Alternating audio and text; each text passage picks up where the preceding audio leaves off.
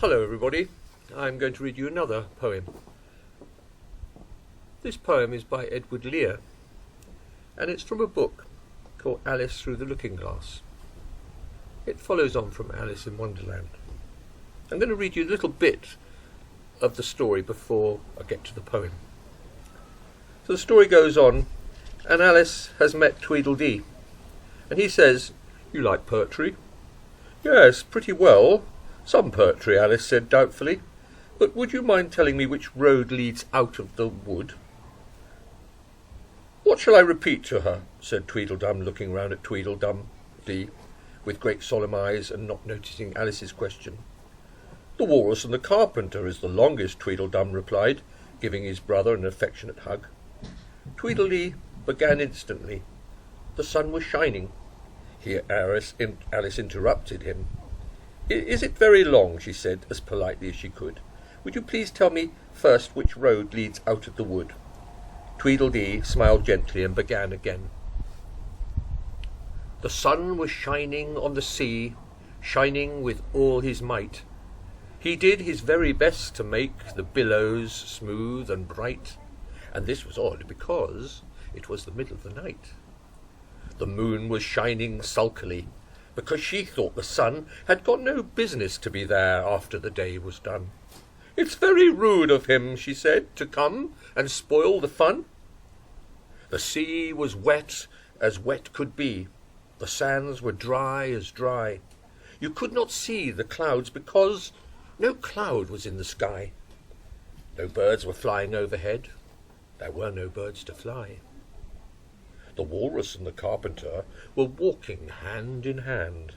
They wept like anything to see such quantities of sand. If this was only cleared away, they said, it would be grand.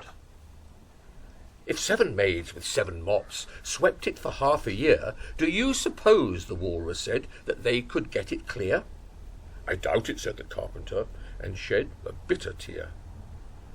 Oh, oysters, come and walk with us, the Walrus did beseech. A pleasant walk, a pleasant talk along this briny beach. We cannot do with more than 4 to give a hand to each. The eldest oyster looked at him, but never a word he said. The eldest oyster wrinkled his eyes and shook his heavy head, meaning to say he did not choose to leave the oyster bed. But 4 young oysters hurried up, all eager for the treat. Their coats were brushed, their faces washed, their shoes were clean and neat, and this was odd because, you know, they hadn't any feet. There's a picture of the Walrus and the Carpenter with the little oysters down below following them along the beach.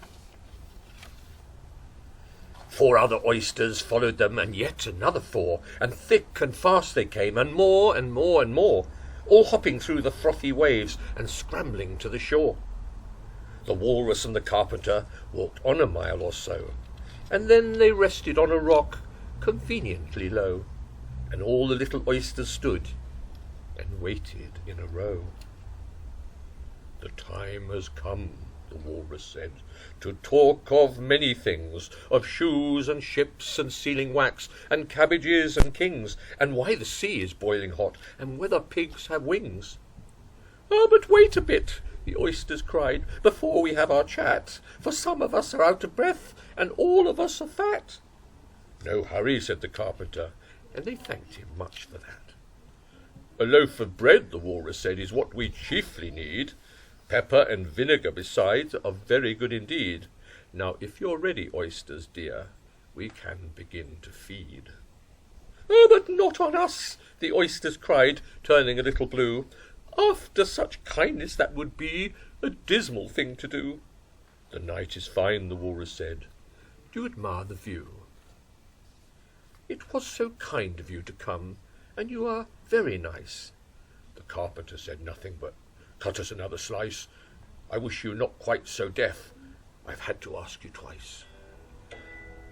"It seems a shame," the Walrus said, "to play them such a trick, after we brought them out so far and made them trot so quick." The Carpenter said nothing but, "The butter's spread too thick." "I weep for you," the Walrus said.